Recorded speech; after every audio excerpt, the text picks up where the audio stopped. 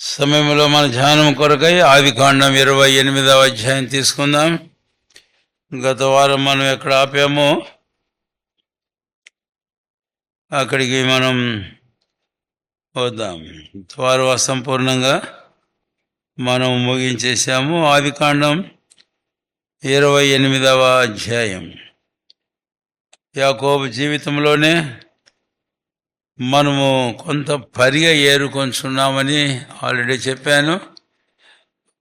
అబ్రహాము వరకు మనము ధ్యానం చేస్తూ వచ్చాము. ఆదికాండం 1వ అధ్యాయం 1వ వచనం నుండి ఆదికాండం 13వ అధ్యాయం వరకు 14వ అధ్యాయం వరకు మనము విపులంగా ధ్యానం చేస్తూ వచ్చాము. అక్కడి నుంచి మనం దాటేసి ఇస్సాకు జీవితంలో కొంత, ఇప్పుడు యాకోబు జీవితంలో కొంత మనము పరిగెను ఏరుకుంటున్నాం. ఇప్పుడు ఆదికాండం 28వ అధ్యాయం 28వ అధ్యాయము ఆదికాండం మనం 10వ వచనం నుండి మార్చి చదువుకుందాం. 28వ అధ్యాయము 10వ వచనం నుండి. యాకోబు బెయేర్షెబా నుండి బయలుదేరి హారాను వైపుకు వెళ్ళుచు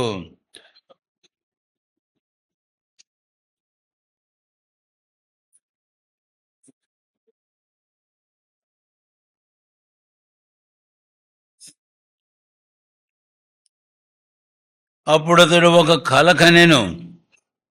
అందులో ఒక నిచ్చెన భూమి మీద నిలుపబడి ఉండెను.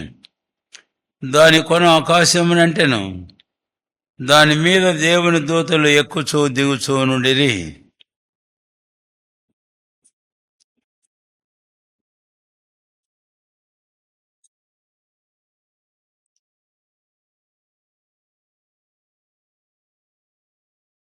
నీ సంతానము భూమి మీద లెక్కకు ఇసుక రేణువుల వలె నగును. నీవు పడమటి తట్టును, తూర్పు తట్టును, ఉత్తరపు తట్టును, దక్షిణపు తట్టును వ్యాపించదువు.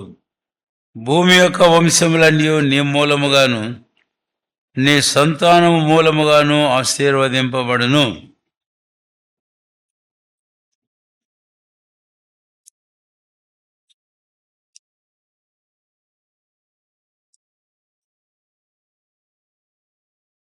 యాకోబు నిద్ర తెలిసి నిశ్చయముగా యెహోవా ఈ స్థలమందున్నాడు, అది నాకు తెలియకపోయిననుకొని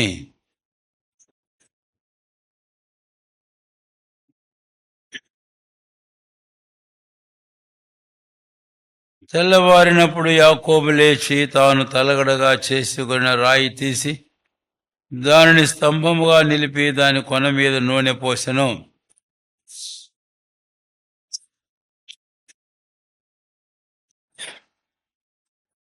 అప్పుడు యాకోబు, నేను తిరిగి నా తండ్రి ఇంటికి క్షేమంగా వచ్చినట్లు దేవుడు నాకు తోడయుండి నేను వెలుచున్న ఈ మార్గములో నన్ను కాపాడి తినుటకు ఆహారమును ధరించుకున్నకు వస్త్రములను నాకు దయచేసినడలా యెహోవా నాకు దేవుడయుండును.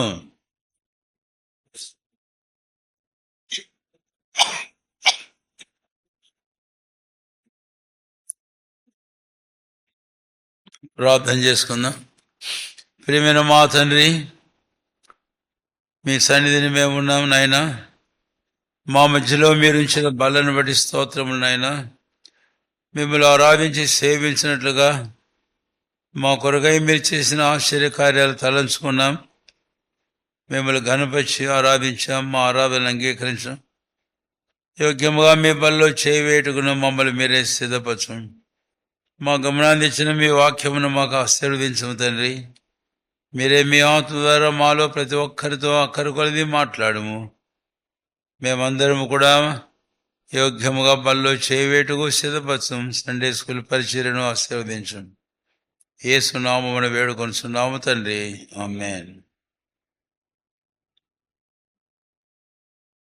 మనం పోయిన వారం 10వ వచనం నుంచి ఆరంభించి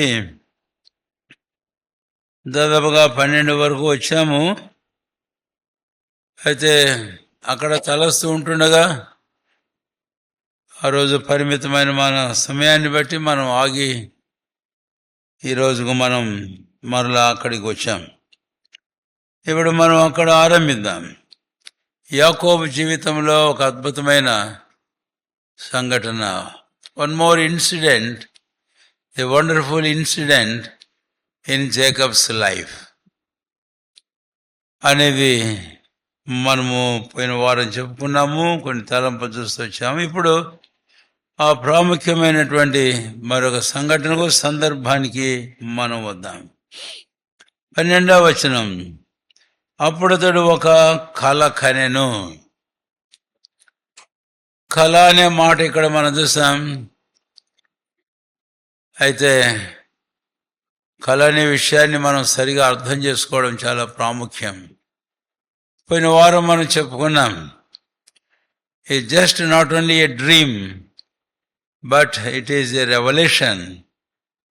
it is the vision which God has granted to Jacob.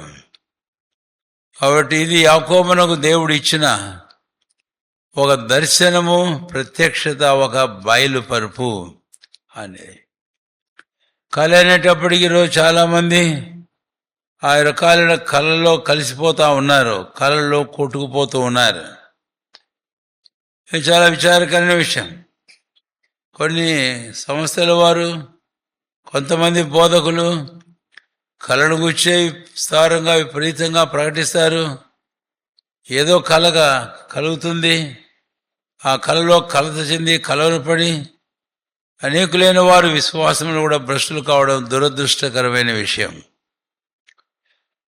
కాబట్టి ఇది కళ కాదు, అక్కడ వ్రాయబడింది కళ అని, but it is the vision and the revolution of God. కాబట్టి యాకోబునకు దేవుడు ఒక దర్శనాన్ని, ఒక ప్రత్యక్షతను మనకి ఇచ్చాడు.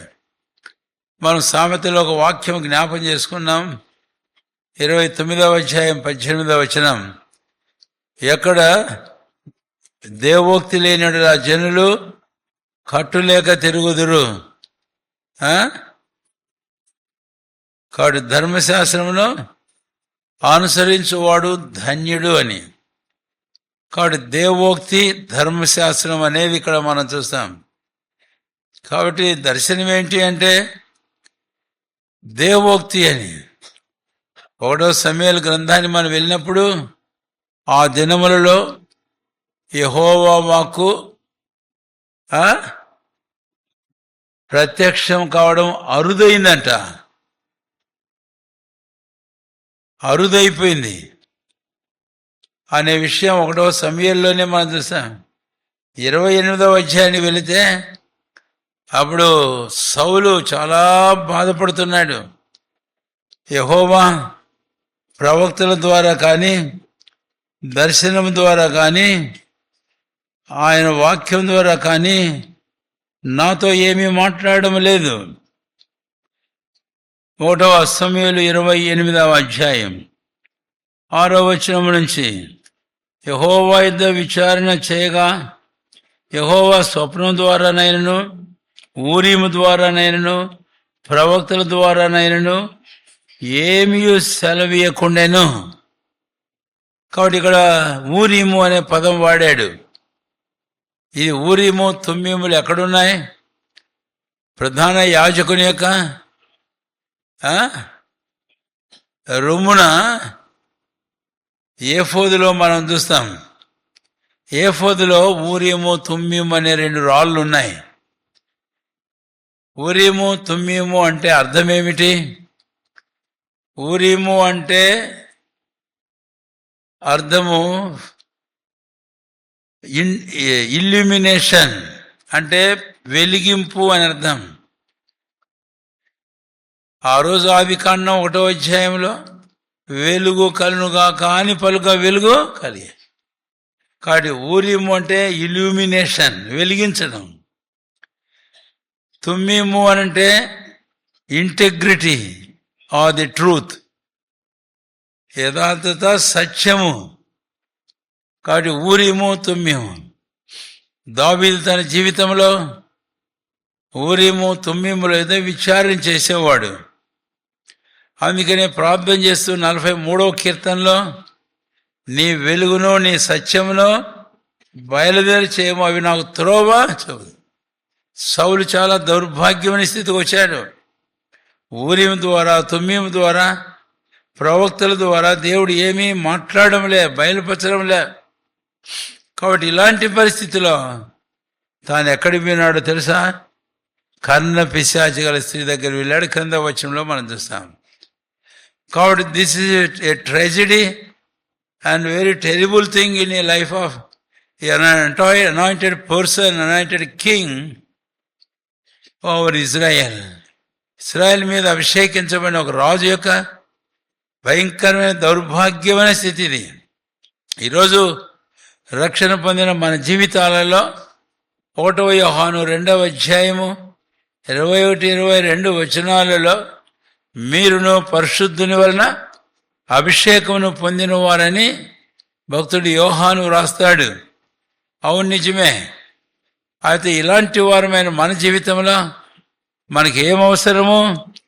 మనకు దర్శనం అవసరం, ప్రత్యక్షత బయలుపరుపు మనకు అవసరం. అది కళ ఏదో పండుకున్నప్పుడు ఏదో కళ్ళు ఏదో వస్తే కాదు, ఊరిము ద్వారా తుమ్మీము ద్వారా రావాలి. ఊరిము తుమ్మీము అనేవి ఆత్మ వాక్యానికి గుర్తులు. అందుకే వెలుగు అని చెప్పాను, ఆ తర్వాత సత్యం అని చెప్పాను. వెలుగేంటి? 119వ కీర్తన 105వ వచనంలో నీ వాక్యము నా పాదములు దీపము, నా త్రోవకు వెలుగు. సత్యమేంటి? యోహాను సువార్త 17వ అధ్యాయం 17-19లో సత్యమందు వారిని ప్రతిష్ఠ చేయము, నీ వాక్యమే సత్యమని యేసయ్య ప్రార్థించాడు. కాబట్టి ఏదైనా సరే దేవుని వాక్కు ద్వారా, ఆయన ఆత్మ వలన మనం పొందడమే దర్శనం, ప్రత్యక్షత. కళలు చెప్పే బోధకుల బోధల్లో మోసపోకండి. నువ్వేం కళ వచ్చింది రాత్రి, నువ్వేం కళ కన్నావు, ఇలా కళలు కనాలి అని చెప్పి స్కూళ్ళల్లో హాస్టళ్లలో అమ్మాయిలు కొంతమందిని అబ్బాయిలు చెరపట్టి వాళ్ళ కళ్ళ గురించి వారితో మాట్లాడి, ఆ పిల్ల కనగలితే ఇంకో పిల్లలకు చెబితే, ఆ పిల్ల ఇంకో పిల్లలకు చెబితే అంతా కలవరమే హాస్టల్ అంతా. అలాంటి సందర్భాలు జరిగినాయి. చాలా ఘోరమైన విషయం. వారు బహిరంగంగా ఏదో గుంపుకి ఇలాగా చెప్పి ప్రజలను కొంతమందిని వశపరుచుకొని చేయొచ్చేమో, కానీ అయితే అది కరెక్ట్ కాదు. దర్శనం అంటే అది కాదు. కనుకనే ఈ విషయం మనసులో ఉంచుకుందాం. ఇప్పుడు 29వ అధ్యాయం 18వ వచనం, ఇలాంటి దర్శనం, దైవోక్తి, దేవుని ప్రత్యక్షత ఆత్మ ద్వారా లేకపోతే జనులు కట్టులేక తిరుగుతారు. పోయిన వారు నేను ఆ విషయాన్ని కూడా చెప్పాను. ఇప్పుడు మనం ముందుకు వెళితే యాకోబునకు ఏమి దర్శనం వచ్చింది అని. ఆదికాండం 28వ అధ్యాయం 28వ అధ్యాయము ఆదికాండం. అందులో ఒక నిచ్చెన భూమి మీద నిలపబడి ఉండెను అని. మళ్ళీ ఇంకా చదువుతున్నాను.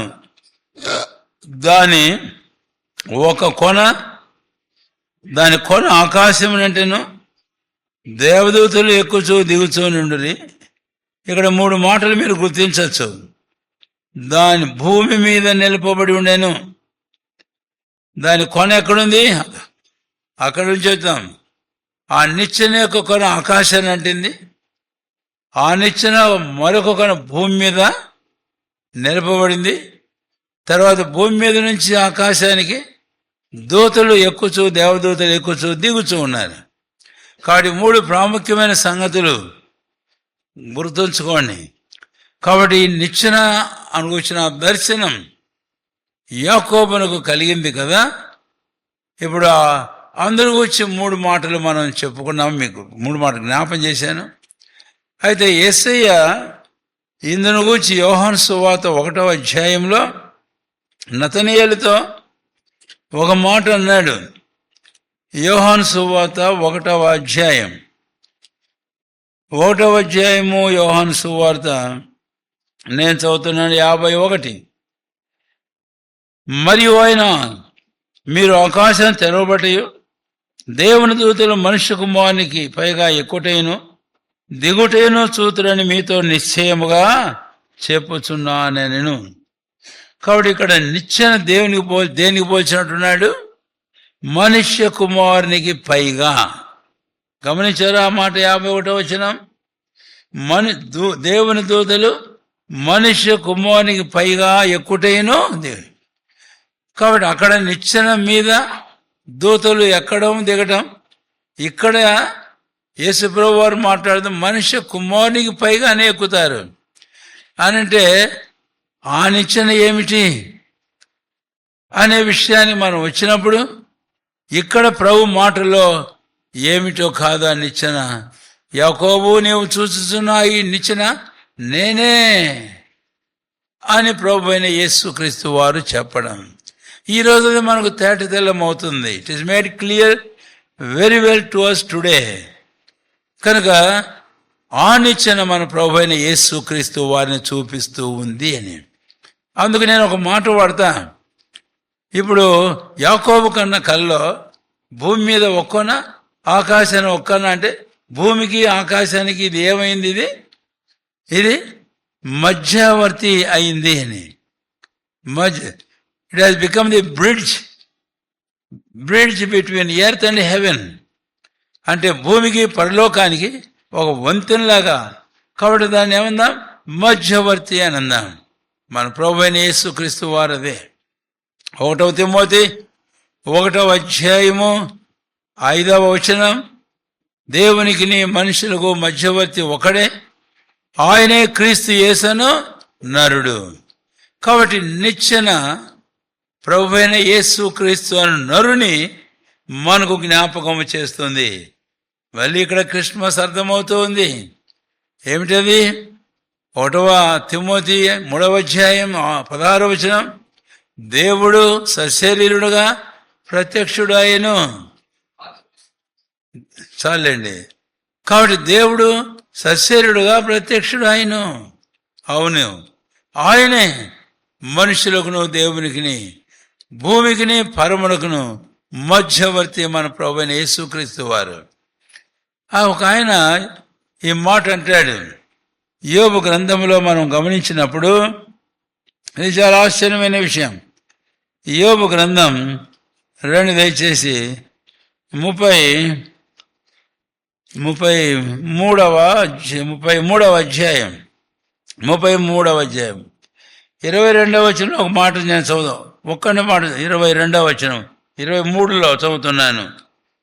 నరులకు యుక్తమైనది ఏదో దానిని వారికి తెలియజేయుటకు. విన్నారా మాట? కాబట్టి నరులకు యుక్తమైనది, అవసరమైనది, ప్రాముఖ్యమైనది ఏదో అది వారికి తెలియజేయడానికి అని అన్నాడని అని వేలాది దూతలలో గనుడొక ఒకడు వారికి మధ్యవర్తి అయ్యుండి. అంటే నరులకు ఒకడు మధ్యవర్తి అయ్యుండిన ఎడల. ఆ తర్వాత అంటాడట ఏమని? నాకు ప్రాయశ్చిత్తము దొరికెను అంటాడట. మీరు ఆ వచనాలు చాలా జాగ్రత్త చదివి మీకు తట్టే ఒక తలంపు పెన్సిల్తో పెన్తోనో అండర్లైన్ చేయండి. అక్కడ అట్లే వాక్యం నేర్చుకుంటాం. కాబట్టి ఇక్కడ వేలాది దూతల్లో ఒకడున్నాడు. ఆ ఒకడు దూతల కంటే మించినవాడు, ప్రవక్తల కంటే ఘనుడు, సొలొమోను కంటే జ్ఞానవంతుడు, మోషే కంటే గొప్పవాడు. ఇలాగా మనం చూస్తాం. వారు దూతలనుడు కుమారుడని పిలువబడలే, అయితే ఈయన మధ్యవర్తి కుమారుడని పిలువబడ్డాడు. కనుకనే ఇప్పుడు ఈ మధ్యవర్తి మన ప్రభు అయినటువంటి యేసుక్రీస్తు వారు. నేను అక్కడే ఆ విషయం దాని గురించి ధ్యానం చేస్తూ పోతూ ఉంటే ఇంకా అనేకమైన సంగతులు ప్రభుత్వం ద్వారా మన గమనానికి తీసుకొని వస్తాడు. కాబట్టి యాకోబు దర్శనములో చూసిన నిచ్చెన, it is nothing but Jacob has seen the Jesus between heaven and earth as a mediator to God and to his creation human beings. దేవునికి మానవాళికి పరలోకమునకును భూలోకానికి మధ్యవర్తిని నిత్యంలో యాకోబు చూచాడు. This is the vision of the son of man. మనుష్య కుమారుని గూర్చినటువంటి ప్రత్యక్ష దర్శనం. యోహన్లో 1:50 యేసుప్రభువు మనుష్య కుమారునికి పైగా. అది అందరి గురించి ఇంకో 2 మాటలు నేను జ్ఞాపం చేస్తాను. ఒక కోణ ఎక్కడుందంటండి? ఆకాశం అంటిందంట. అదేం చూపిస్తుంది? That speaks of the very characteristic of deity, that speaks of the deity of Christ. అది మన ప్రభు అయిన యేసుక్రీస్తు వారు యొక్క దైవత్వాన్ని మనకు చూపిస్తూ ఉంది. ఆ దివ్య లక్షణాన్ని మనకు చూపిస్తుంది. అవును, నిజమే, ఆయన దేవుడు. ఎవరు క్రీస్తు అంటే? చాలామంది ఇంకా విశ్వాసైన వారు ఇక్కడ వచ్చిన వారు కూడా అర్థం చేసుకోకుండా ఉన్నారు. కన్ఫ్యూజ్ అవుతాం కొన్నిసార్లు, కాదనం. అందుకనే ప్రార్థన చేయాలి, వాక్యం చాలా మనసు నుంచి ధ్యానం చేయాలి. క్రీస్తు ఎవరో కాదు. కొలసి 2:9 మనం చూస్తే దేవత్వం యొక్క సర్వ పరిపూర్ణత శరీరముగా ఆయన యందు క్రీస్తునందు నివసించుచు ఉన్నది. కాబట్టి Christ in the flesh is none but the very perfection of God, the very incarnation of God. దేవుడే దేవుడే దేవత్వం యొక్క all the fullness of Godhead క్రీస్తులో శరీరధారిగా వసిస్తూ ఉందంతే. Seeing Christ in the flesh is nothing but seeing God in him, and that's it.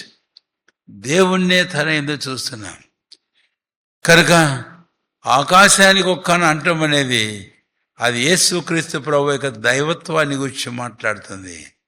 అందుకనే 1 Timothy 3:16 తెలుగులో ఆ పదం మిస్ అయింది, ఆయన అని అన్నాడు. ఇంగ్లీష్లో మాత్రం God has manifested, God manifested in the flesh. అది ఇంకా చాలా సందర్భాలు ఉంది, మనం వెళ్ళం. కనుక ఆ తర్వాత మరొక కొనను గురించి మనం మాట్లాడితే అది ఎక్కడుందంటే చెప్పండి, భూమి మీద ఉంది మరొక కణ. అంటే ఆకాశమందు అసీనుడైన వాడు, ఆకాశ మహాకాశమును పట్టజాలిన వాడు తండ్రితో కూడా ఉండుట విడిచిపెట్టకూడని భాగ్యమని ఎంచుకొనలేదు. కానీ ఆయన తన దైవత్వమును మహిమను మహాత్యమును ఆయన మరువు చేసుకొని ఆయన ఒక మానవ ఆకారంలో మానవ స్వరూపంలో మనుషుల పోలికగా ఆయన జన్మించాడు, భూమి మీద జన్మించాడు. అందుకనే ప్రవక్త యెషయా 53:1 నుంచి మాట్లాడేటప్పుడు ఏమంటాడో తెలుసా? ఎండిన భూమి మీద మొలిచిన లేత మొక్క వలె. So he has come to this world from very heaven, పరలోకం నుంచి ఆయన భూమి మీదగా, ఎండిన భూమి మీద మొలిచిన లేత మొక్క. కాబట్టి ఇది మన ప్రభువైన యేసుక్రీస్తు వారు ఆయన లోకంలో జన్మించాడు. ఆ వాక్యం శరీరధారి అయి కృపాసత్య సంపూర్ణంగా మన మధ్య నివసించాడు. 1 యోహాను సువార్త 1:14. కాబట్టి ఇప్పుడు నిచ్చెన గురించి 3 మాటలు చెబుతున్నాను. నిచ్చెన is nothing but the Christ. నిచ్చెన క్రీస్తు దేవుడు అని జ్ఞాపం చేస్తున్నాడు. తర్వాత మరొక భూమిని అంటున్నాం. నిచ్చెన ఆ దేవుడైన దేవుడే మనుషులుగా జన్మించాడు. ఆ దైవం మానవుడే, 2 కలిపి చెబుతున్నాడు, మధ్యవర్తి అయ్యాడు.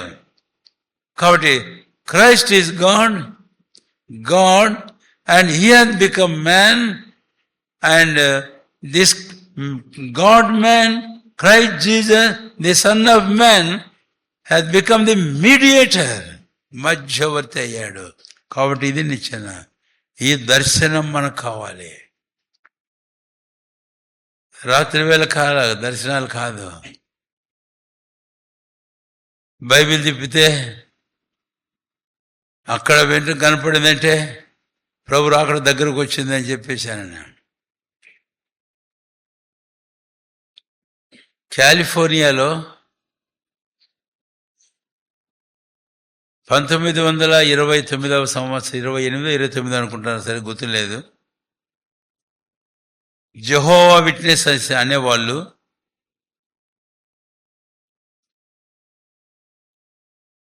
ఒక గుడి కట్టారు.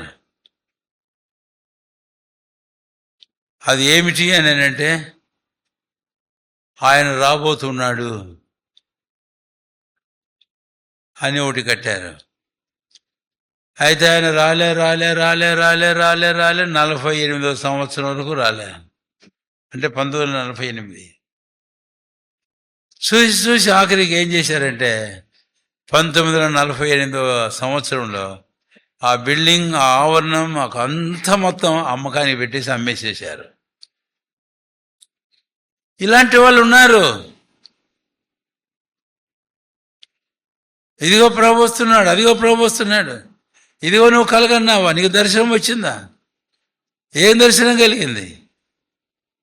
కాబట్టి ఇలాంటి మాట చెప్పే మనుషులు మాయ చేసి భ్రష్టు పట్టించే దౌర్భాగ్యమైన స్థితి. అనేక మంది బోధకులు తయారైనాయి, ఎందుకొరకై అనేక సంఘాలు తయారైనాయి.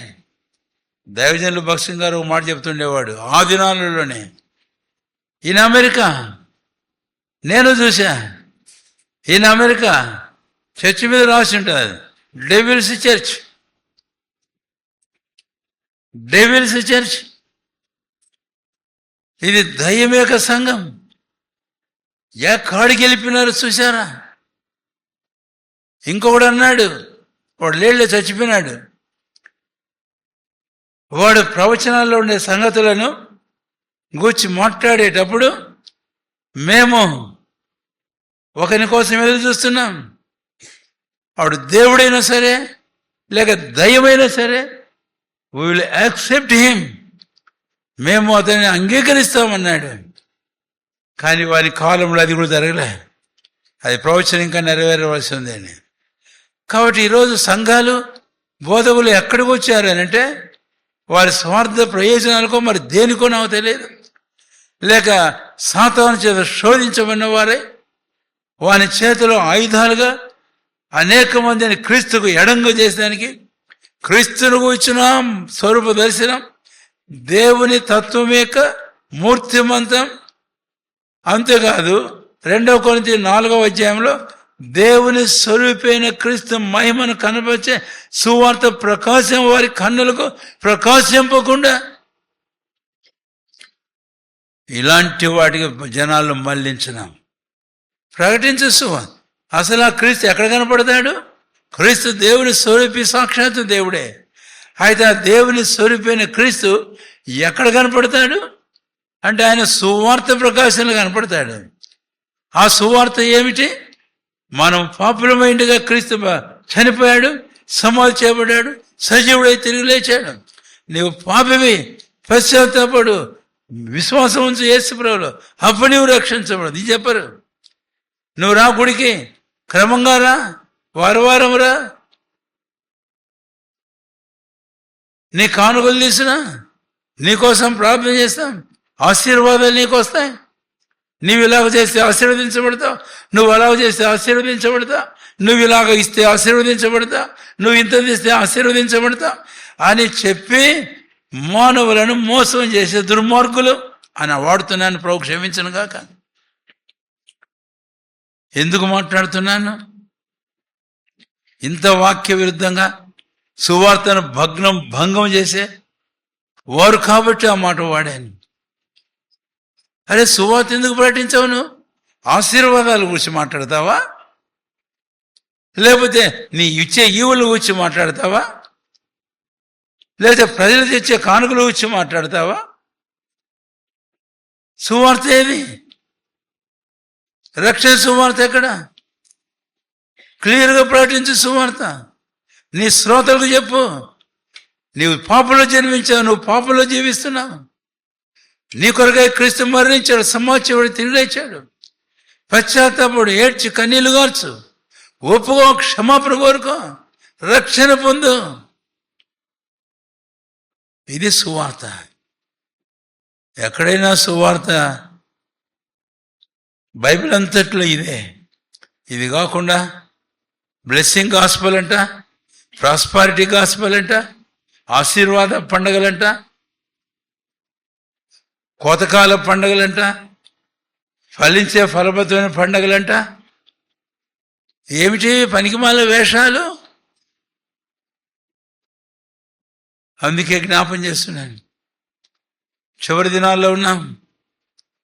దర్శనాలు అని చెప్పేసి పలు రకాలుగా దారి మళ్లించు ఉన్నారు. ఎవరో కాదు, ఇలాంటి మందిరాలే, చర్చినే, బోధకులే, చేతుల్లో బైబిళ్ళే, కానీ చేసే బోధలు ఇలాగా ఉన్నాయి. అందుకని మీకు మనవి చేసి చెబుతున్నాను, యాకోబు ఒక దర్శనం కన్నాడు.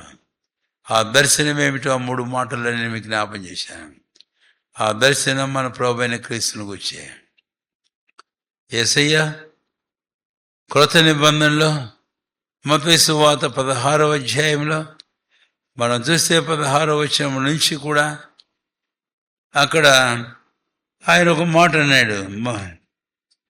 అంటే అక్కడే కాదు, ఇంకా 22వ అధ్యాయంలో కూడా చూస్తాం. మనుష్య కుమారుడు ఎవరైనా జనులు చెప్పుకొనిస్తున్నారు.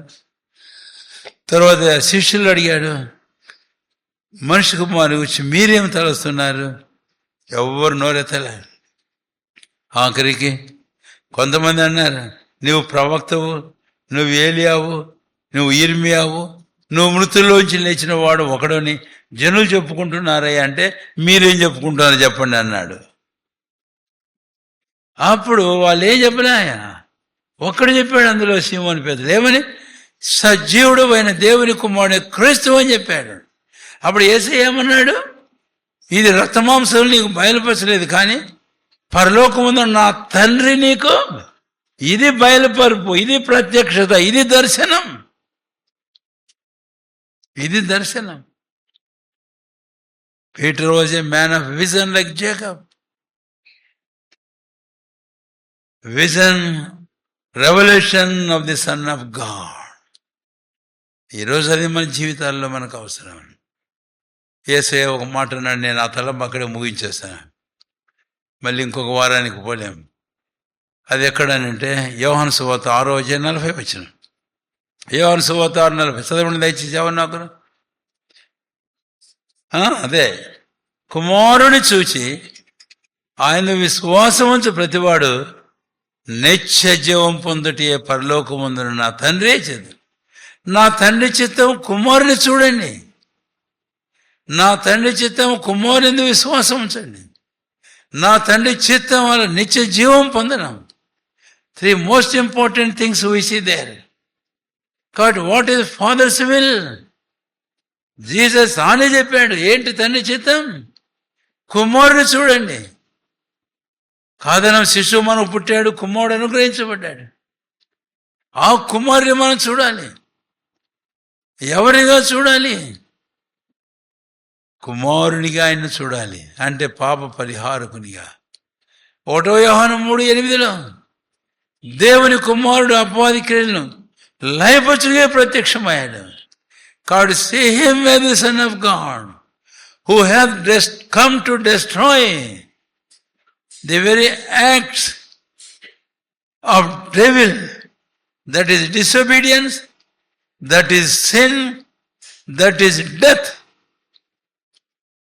అపవాది క్రియలు అవిధేయత, పాపము, మరణము నాశనం చేయడానికి వచ్చిన దేవుని కుమారుడు. ఇది ప్రభు తండ్రి చిత్తం ఇదే. కాబట్టి ఇట్టి కుమారుని గురు దర్శనం. ఆ దర్శనంకి వెళ్ళినప్పుడు మనం ఆయన విశ్వాసం ఉంచాలి. ఆ విశ్వాసం మనం ఉంచినప్పుడు మన జీవితాలలో మనం నిత్య జీవబడే దేవుని కృపావరం పొందుతాం. ఆదికాండం 28వ అధ్యాయం దర్శనంలో 2వ తలంపుకు మనము వెళ్దాం. 2వ తలంపుకు మనం వెళ్ళేటప్పుడు ఈ మాట జ్ఞాపకం చేసుకుందాం.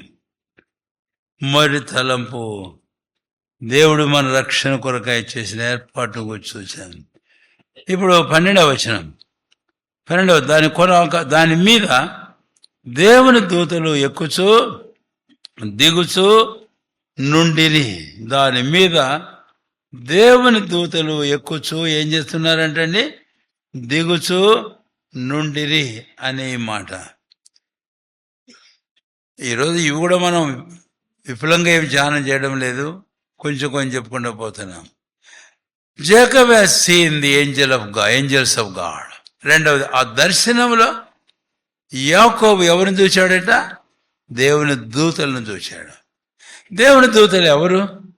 హెబ్రీ పత్రిక 1:14 రక్షణాయను స్వాస్థ్యమును పొందబోవు వారికి పరిచారము చేయుట పంపబడిన సేవకులైన ఆత్మ.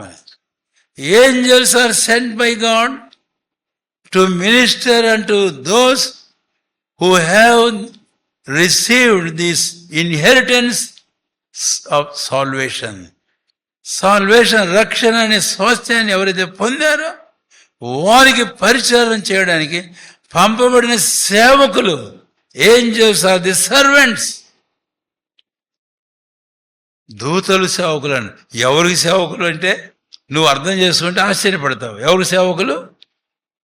Angels are your servants, my servants. ఏం చేస్తున్నావు అట్లా అనొచ్చా? అట్లా మనం అనేది ఏంది? వాక్యం చెబుతుంది. ఏంజల్స్ ఎవరు?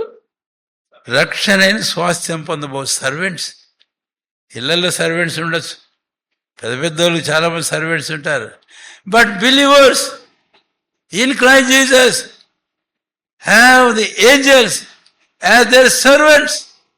They are very unique people, unique than any president of this world, than any richest person of this world. ఈ లోకంలో ఏ దేశ ప్రెసిడెంట్లకైనా, ప్రపంచంలో ఏ కుబేరునికైనా ఎక్కువైన వారు విశ్వాసులు. ఎందుకో? వారికి దూతలు సేవకులట. వాళ్ళకున్నారా దూతల సేవకులు? మనుషులే. మనకు దూతలు సేవకులు. అద్భుతమైన విషయం. కాబట్టి ఇక్కడ రెండవదిగా ఈ దూతల ద్వారా మనకు ఒకటి అర్థమవుతుంది. ఏంటి అనంటే, ఆ దర్శనం యాకోబు జీవితంలో దూతలు నాకు సేవ చేసే నా సేవకులు. I have these servants.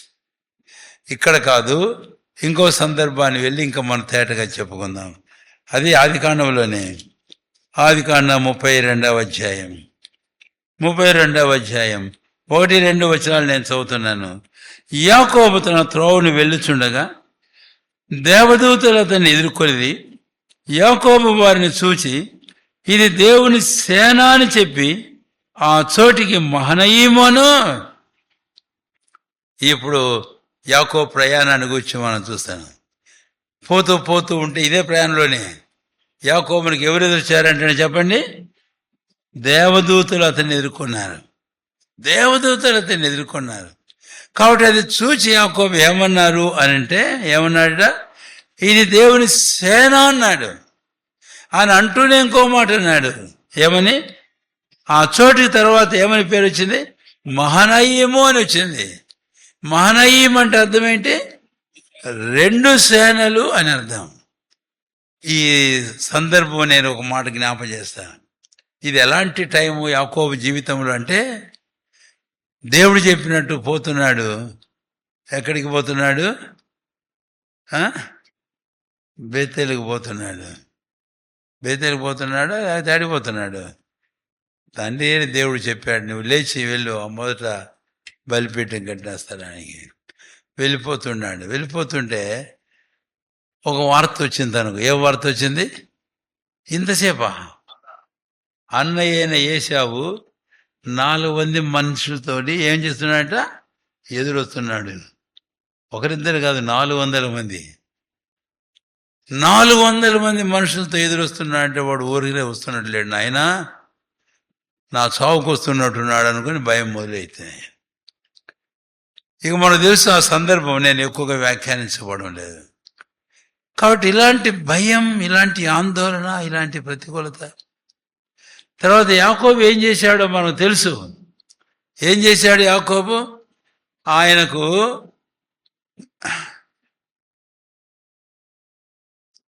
లేయా, రాహేలు, జిల్హా, వాళ్ళందరికీ పిల్లలు పుట్టారు, 12 మంది మొత్తం. అప్పుడు ఈయన ఏం చేశాడు? కాబట్టి ఒక దాసిని తన పిల్లలు పంపించాడు. ఆ తర్వాత రెండవది బిల్హాను కొన పిల్ల, ఆ తర్వాత మూడవది ఈ పుష్కల దాన్ని పంపించేశాడు. పోతే పోతుంది, ఉంటే ఉంటుంది లేని. ఎవరు రాహేల్ లేయను పంపించాడు. ఆ తర్వాత ఉంచుకున్నాడు రాహేల్ను. ఉంచుకుంటే ఉందా, వెళ్ళిపోయింది ఆమె కూడా. ఇందాక ఆరాధన చెప్పుకున్నాం. ఉంచుకున్నాడు పాపం. అంత పంపించేసి ఆఖరికి ఎవరు పంపినారు? యాకోబు ఒక్కడుమే. Jacob was alone. అంటే వీటి యందు నాకు సంతోషం లేదు నాయనా, పోటీ నన్ను విడిచిపెట్టి, నాకు ఊపిరి ఉంటే సార్ ఉప్పు అమ్ముకొని పోతున్నా, నాకేమొద్దు. ఆడేమో అన్ని తిప్పలు పడి, అప్పుడేమో ఆ నాయన దగ్గరనేమో అటు చేస్తేవి, వేసావనేమో ఇట చేస్తేవి అన్నాను, అక్కడ పోయి మామని అటు చేస్తేవి, ఇంత చేసి ఆఖరికి ఇంత సంపాదించుకున్నా, ఆఖరికి వచ్చింది నాకు ఇప్పుడు ఏమొద్దు అనే కాడికి వచ్చాడు. ఓయమ్మ ఏమొద్దా, ఎందుకు? నా ప్రాణం మీదకి వస్తే నాకు ఇవన్నీ ఎందుకు అనుకున్నాడు, పంపించేశాడు అంతా. అంటే ఇవన్నీ ఎందుకు చెప్తానంటే, he was in such a fear, trouble, అంతటి భయము, వేదనలో, బాధలో ఉన్నాడు తాను. అలాంటప్పుడు దేవుడు ముందే దూతలను పంపించాడు to prepare him to face the situation. So Jacob, having seen these angels of 2 hosts, 2 సైన్యముల దూతలను యాకోబు చూడడం ద్వారా ఈ ఇష్యూని ఫేస్ చేసేదాని కొరకాయ దేవుని చేత తాను సిద్ధపరచబడ్డాడు. దేవునికి స్తోత్రం. అల్టిమేట్గా ఆ రాత్రి ఒక్కడిగా ఉన్నప్పుడు ఇంకొక ఆయన కలిశాడు. The unique Angel, that is Jesus Christ himself. ఒక నరుడు రాత్రంతా ఏం చేశాడట? పోరాడుతాడు. దేవుడు నన్ను ఆశీర్వదిస్తేనేనండి వీడు. Till he got this assurance of protection from him, protection from Esau, protection by God. దేవుని ద్వారా ఏశావు నుంచి ఆ కాపుదల విషయం, ప్రామిస్, వాగ్దానం, నిశ్చయితలు కలిగేంత వరకు విడిచిపెట్టలేదు ఆ మనిషిని. Ultimately he had received that assurance of protection and preservation. కాపాడి భద్రపరచబడి విషయంలో ఆ నిశ్చయితను పొందాడు. తెల్లవారింది తన జీవితంలో. కాబట్టి ఏంజల్స్ దేనికి ఏంటండి చెప్పండి? ప్రొటెక్షన్. ఏంజల్స్ మన జీవితాల్లో మనకున్నారు, పరిచయం చేసే సేవకులు. నేను ఇంకా సందర్భాన్ని గురించి కూడా ఎక్కువగా మాట్లాడడం లేదు, కానీ అయితే నేను ఆ పేతుని గురించి ఒక మాట జ్ఞాపం చేస్తాను. మీరు తీసినా పర్లేదు, తీయకపోయినా పర్లేదు. అది అపొస్తలుల కార్యంలో 12వ అధ్యాయంలో మనం చూస్తాం. 12వ అధ్యాయంలోనే పేతురు చెరసాలలో బంధించబడినాడు. చతుష్టయంలో సైనికుల మధ్య ఉన్నాడు. తెల్లవారితే ఏం కావాలా? చంపబడాలి. ఆ రోజు పండుగ దినం కాబట్టి చంపలే. అక్కడ చెరసాలు తెల్లవారితే చంపాలా. యాకోబుని చంపింది జనాలందరికీ బాగా ఇష్టంగా ఉందని వీడు పేతురు కూడా చంప చూశాడు. అయితే దేవుడు తన దూతను పంపించాడు. తర్వాత పేతురు అన్నాడు ఆ మాట, వెళ్ళి ఆ మరి తలుపులు తట్టాడు. ఆఖరి తలుపులు తెరిచి చూసి ఆశ్చర్యపడ్డారు. అప్పుడు అన్నాడు, దేవుడు తన దూతను పంపి నన్ను ఏం చేశాడు? తప్పించాడు. ఆశ్చర్యం. పేతురునే కాదు, పేతురు చెప్పులను కూడా దేవుడు తన దూత, ఆ దూత చెప్పులు కూడా వదిలిపెట్టలే. నీ చెప్పులు తీసుకో, నీ పై వస్త్రం వేసుకో, నువ్వు లేచి బిగించుకో, రాపోదాం తీసేనాడు. This is the God's provision for our preservation. మన భద్రత కొరకై దేవుడు చేసిన ఏర్పాటు దూతలు, వాళ్ళ పరిచర్య. నేను అక్కడ ఆపి ముందుకు వెళ్తున్నాను. 28వ అధ్యాయం ఆదికాండం. ఇక్కడ 3వ తలంపుకు మనం వస్తే కనుక 13వ వచనం. ఏం చూచాడు యాకోబు? 28వ అధ్యాయం 13వ వచనం. మరియు యెహోవా దానికి పైగా నిలిచి, యెహోవా దానికి పైగా ఏం చేశాడంటే నిలబడ్డాడంట. ఇప్పుడు 3వదిగా ఆయన యెహోవాను చూచాడు. He has seen the lord in that vision. కాబట్టి యెహోవాను చూచాడు, ప్రభువును చూచాడని చెప్దాం. లార్డ్ అంటే కొత్త నిబంధనలో ప్రభు అన్నాడు, పాత నిబంధనలో జెహోవా అని వాడిన సందర్భాలు ఉన్నాయి. ఆ సందర్భాల్లో యెహోవాకు లార్డ్ అని కూడా వాడాడు. కనుక ఇక్కడ యాకోబు మూడవదిగా ఆ దర్శనంలో ఆ పైన నిచ్చిన ఆ కొనన ఆకా పరమందు యెహోవాను చూచాడు. He has seen the Lord. చూడమే కాదు, ఆయన ఒక మాట అన్నాడట, యెహోవా నేను నీ తండ్రి అయిన అబ్రాహాము దేవుడును, ఇస్సాకు దేవుడైన యెహోవాను, నేను దేవుడను, నీవు నన్ను చూస్తున్నావు.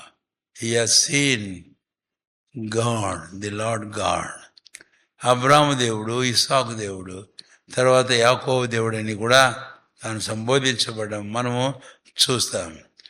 ఇక్కడ ప్రభువును చూచాడు అనే విషయాన్ని వస్తే కనుక ఈరోజు మనము కూడా మూడవదిగా ఈ అనుభవం మన జీవితంలో మనకు అవసరం. ప్రభువును చూచిన దర్శనం. అవును, కనుక ఇక్కడ నేను మూడవ మాట ఇంకోటి మనం చెబితే కనుక మన ప్రభు అయిన యేసుక్రీస్తు వారి మనకి ఏమై ఉన్నాడనే విషయాన్ని గురించి మనం చెప్పుకుందాం.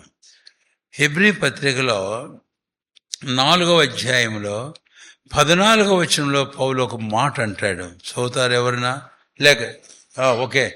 ఆకాశం మండలం గుండా వెళ్ళిన దేవుని కుమారుడైన యేసును గొప్ప ప్రధాన యాజకుడు మనకు ఉన్నాడు. కాబట్టి యాకోబుతో మాట్లాడుతుంటాడు. యాకోబు నేనే. ఎవరు అయ్యాను? అబ్రాహాము దేవుడు, నీ పితరుడని తండ్రిని ఇస్సాకు దేవుడు నేను.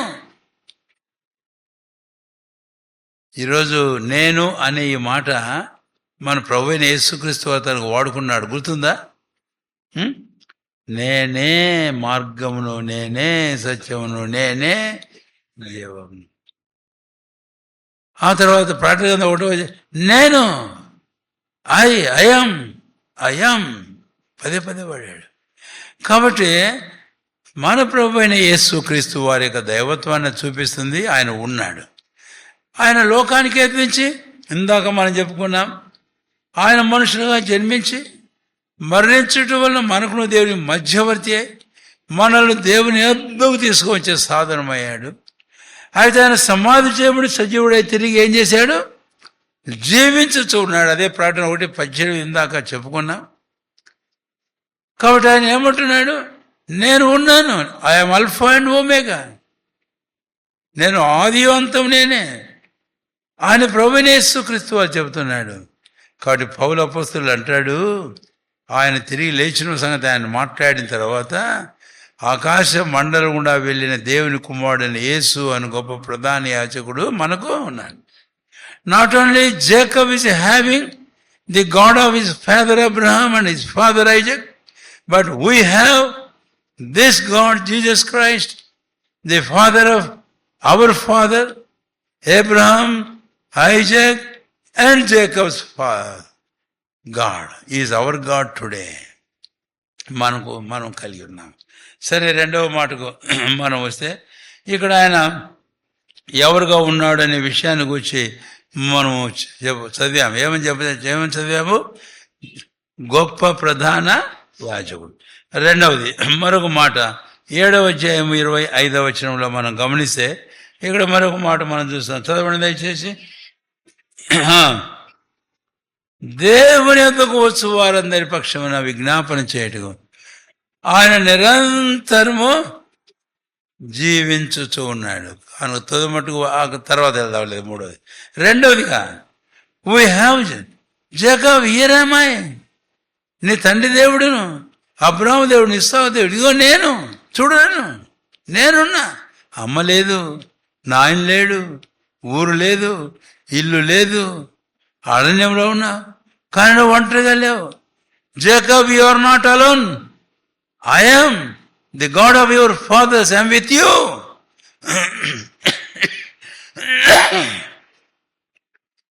ఒంటరిగా లేవు, నీ తండ్రి దేవుడు నేను నీతో ఉన్నాను. ఈరోజు ఆ ప్రభు మనతో ఉన్నాడు, ఒక ప్రధాన యాజకుడుగా. రెండవదిగా మనతో ఉన్నాడు ఎవరుగా? మనకు విజ్ఞాపన చేసే విజ్ఞాపన. So secondly, we have our Lord Jesus Christ as our intercessor. విజ్ఞాపనకర్తగా మనకున్నాడు. పౌలు అన్నాడు ఆ మాట రోమా 8వ అధ్యాయం 34వ వచనంలో ఏమన్నాడు? చదవండి దయచేసి ఒకరెవరైనా త్వరగా.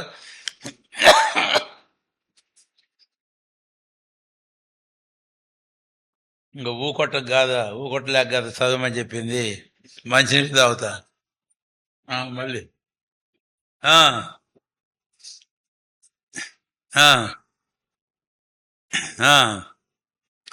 మన కొరకు విజ్ఞాపనమును చేయుచున్నవాడు ఉన్నాడు. మనకు విజ్ఞాపన చేసి నా కొరకే ప్రార్థన చేసేవాడు ఉన్నాడు. అవును, నిజమే.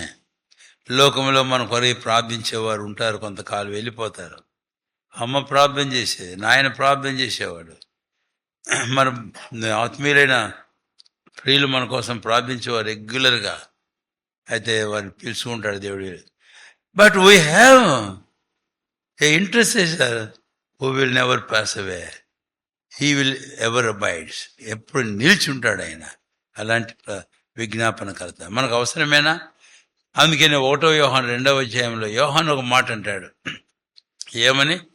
2వ వచనం, 1వ యోహాను 2వ అధ్యాయం 2వ వచనం. ఆయన మన పాపములకు 1వ వచనం, నా చిన్నపిల్లారా రాయిస్తున్నాను,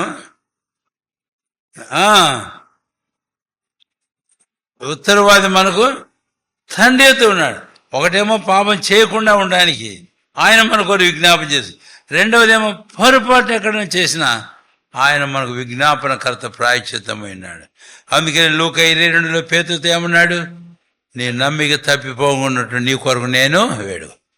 రక్షించబడిన ప్రభువులారా గుర్తుంచుకోండి మాట. మన నమ్మిక తప్పిపోకున్నట్లు, విశ్వాసంలో మనం వెనక తీయకున్నట్లు, శోధనలో మనం పడిపోకున్నట్లు మన కొరకు నిత్యం విజ్ఞాపన చేస్తున్నవాడు ఉన్నాడు. మన శ్రమలో, కష్టాల్లో, కృంగుదల్లో మనల్ని ఆదరించి ఉద్ధరించి నిలబెట్టేది ప్రభు. మన కొరకు ప్రార్థించేవాడు ఉన్నాడు, తండ్రి యొద్ద ఉన్నాడు ఆయన, ఆయనే జీసస్. రెండవది, ఒకవేళ ఎక్కడైనా తప్పారా, తొట్టుపడ్డారా, మాలిన్యం అంటేదా, అయితే ఇదిగో విజ్ఞాపనకర్త తండ్రి యొద్ద ఉన్నాడు. ఆయన అలాంటి వాటికి మనకు ప్రాయశ్చిత్తమైనాడు.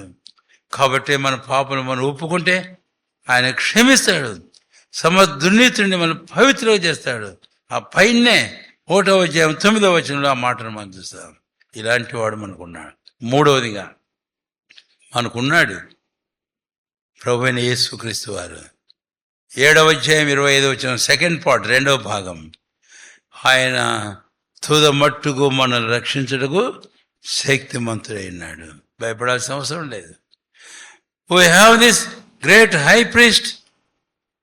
For us, we have him. Secondly, we have him as our intercessor before the Father. Thirdly, we have this Christ Jesus as the great high priest who is able to save us uttermost. తుద మట్టుకు మనం రక్షించిన శక్తివంతైన ప్రభువైన క్రీస్తుని మనం కలిగి ఉన్నాం. దేవుని స్తోత్రం. అందుకనే మనకేం సంశయం అవసరం లే. We shall be saved. We are saved already, రక్షించబడ్డాం. But we are going to be saved. Saved from the presence of sin. Saved from the body of sin. And saved from the curse of this world. We and our bodies are going to be redeemed in the second coming of our Lord Jesus Christ. ప్రత్యక్షమైనప్పుడు మనం ఆయనతో కూడా ఉండి తీసుకుని పోబడతాం. ఇదే ఎన్ని తలంపు ఇది? మూడవది. కనుక 1 నిచ్చెన గురించి చూచాం, రెండవది దూతల గురించి చూచాం, మూడవది ప్రభును గురించి చూచాం. యెహోవా Jacob has seen the Lord. ఇక వెళ్ళిపోయాడు. దేవుడు నాతో ఉన్నాడు, దేవుడు నాతో ఉన్నాడు. అందుకనే ఆయనతో ఒక మాట అన్నాడు మామతోటి. ఏమన్నాడు తెలుసా? దేవుడే గానే నాకు తోడు ఉండకపోయింటే నువ్వు నన్ను నిట్ట నిలువున ముంచేసి ఉండేవాడివే. 10 మార్లు జీతం మార్చావు, ఇంకేమేమో చేశావు. ఆ పిల్ల కోసం నేను కొలువు చేస్తే ఈ పిల్లనిచ్చావు, ఇలాగ నువ్వు చేశావు. నీ బావమరుదుల ముఖం చూస్తేనేమో నిన్న మొన్న వాళ్ళు అనుకుంటున్నారంట, వీడెవడరా వీడు వచ్చి మన తండ్రి ఆస్తి అంతా వీడు సంపాదించుకున్నాడు. ఓ వీళ్ళదేముందే బావమరుదులు అసలు చూద్దామని మామ దగ్గర మామ ముఖం చూస్తే నిన్న మొన్న ఉండట్లేదంట. అంటే ఆ పుస్తకాల దాన్ని ఇచ్చినప్పుడు లేదు, వీడు ప్రేమించిన వాడిని ఇచ్చినప్పుడు ఉన్నటువంటి ముఖం లేదు. ఇప్పుడు ఆయన ముఖం కూడా మారిపోయింది. ఇంకెవడి ముఖం చూస్తావు నువ్వు? చూడు ఆ ముఖం. కాబట్టి లోకంలో మనుషులు అంతే.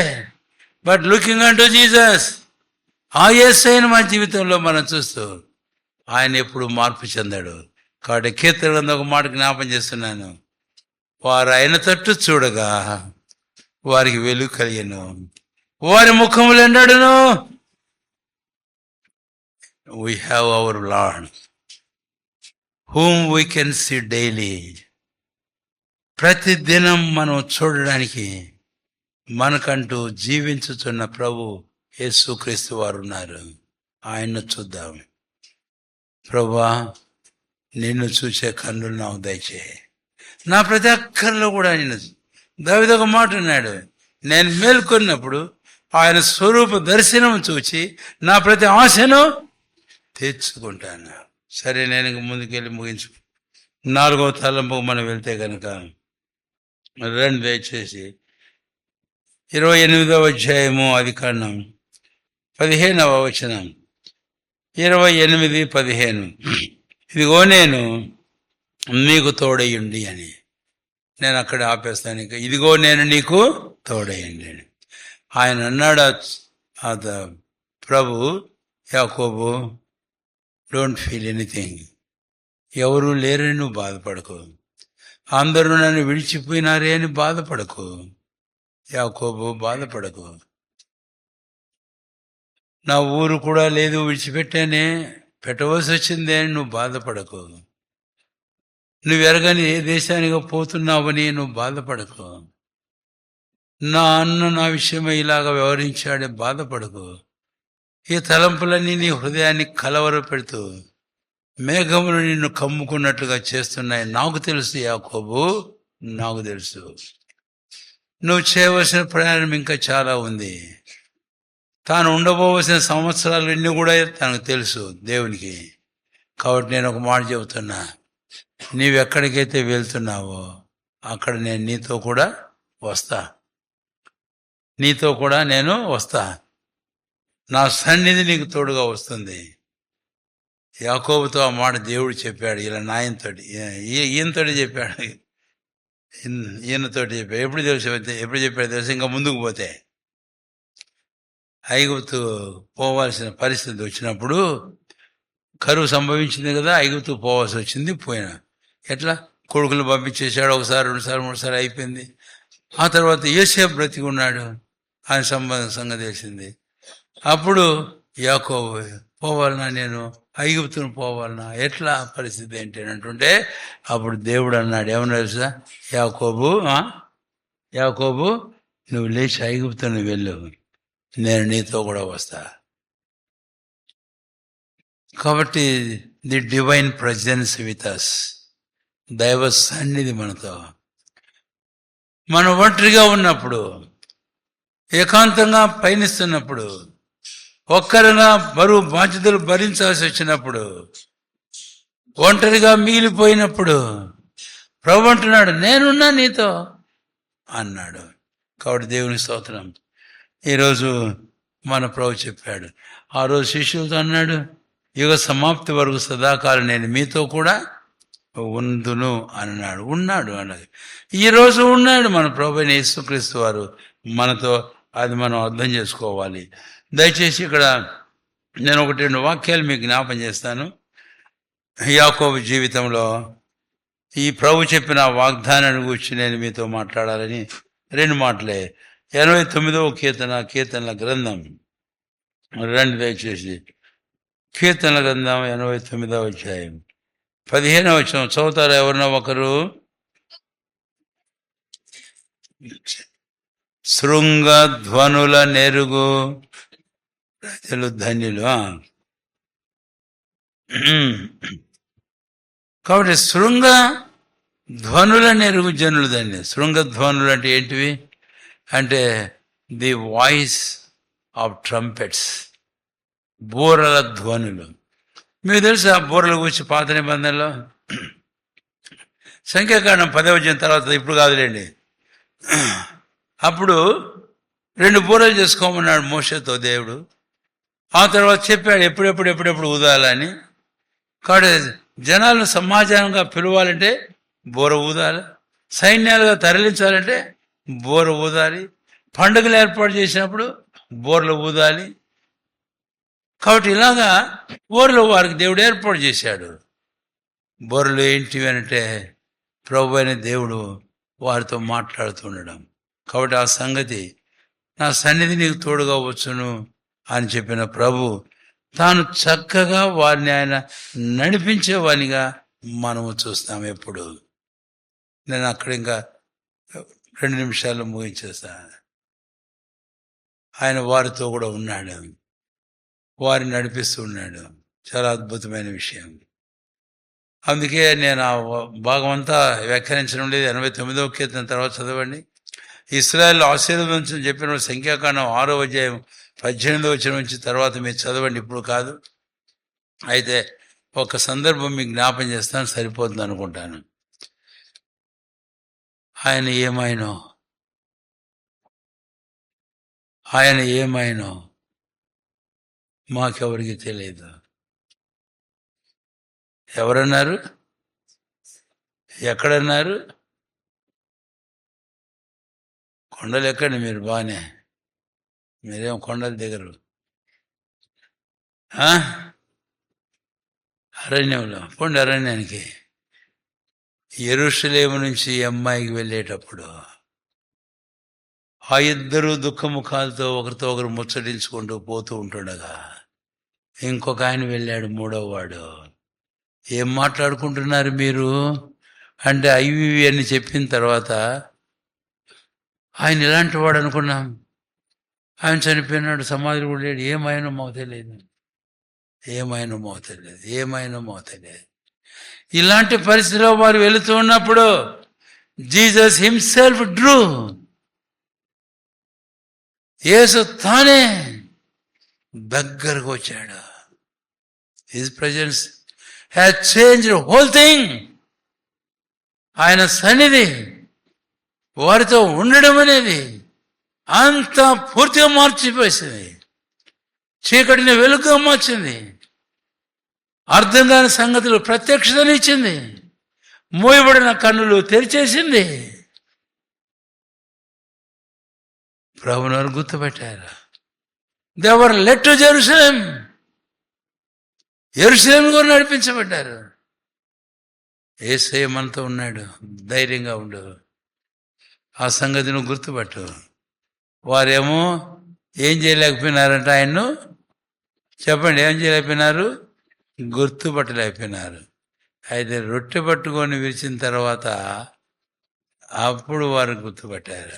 అంతలోనే వారి కన్నులు తెరవబడ్డాయి. వారు ఆయన గుర్తుపట్టారు. ఆయన వెంటనే ఏమైనాడంటండి? అదృశ్యుడు అయినాడు. కాబట్టి ఈరోజు 4వదిగా ప్రభు మనతో ఉన్నాడు. యాకోబుకు అది చెప్పాడు, నేను నీతో ఉన్నాను, నువ్వు పో, నువ్వు ఎక్కడన్నా పో, నేను నీతో ఉన్నా, నేను నిన్ను విడవను. ఎంతవరకు విడవను? నీతో చెప్పింది నెరవేర్చే వరకు నేను నిన్ను విడవను. కాబట్టి యోహాను సువార్త 8:29, నన్ను పంపినవాడు నాకు తోడై ఉన్నాడు, నేను ఆయనకి ఇష్టమైన కార్యం ఎల్లప్పుడూ చేస్తాను. హెబ్రీ 13వ అధ్యాయం 5వ వచనం, కలిగిన వాడితో తృప్తి పొంది ఉండు, నేను మిమ్మల్ని విడవను ఏడబాను. కాబట్టి ఆయన మనకు తోడుగా ఉండాలంటే రెండు ముఖ్యమైన సంగతులు: be satisfied whatever you have. నువ్వు ఏ స్థితిలో ఉన్నావో ఆ స్థితిలో తృప్తిగా ఉండి నేర్చుకో. రెండవది, ఆయన మనకు తోడుగా ఉండాలంటే ఆయనకి ఇష్టమైంది అది చెయ్యి, అంతే. నీకు ఇష్టమైంది నువ్వు చేయకు. ఆయనకి ఇష్టమైంది చేస్తూ ఉండు, ఆయన నీతో కూడా ఉంటాడు. ఆ ప్రకారం ఒక నూతన తీర్మానం చేసుకొని మన జీవితాలు సమర్పించుకుని ప్రభువులో మనం పాలు పొందుదాం. రండి, ప్రార్థన చేసుకుందాం.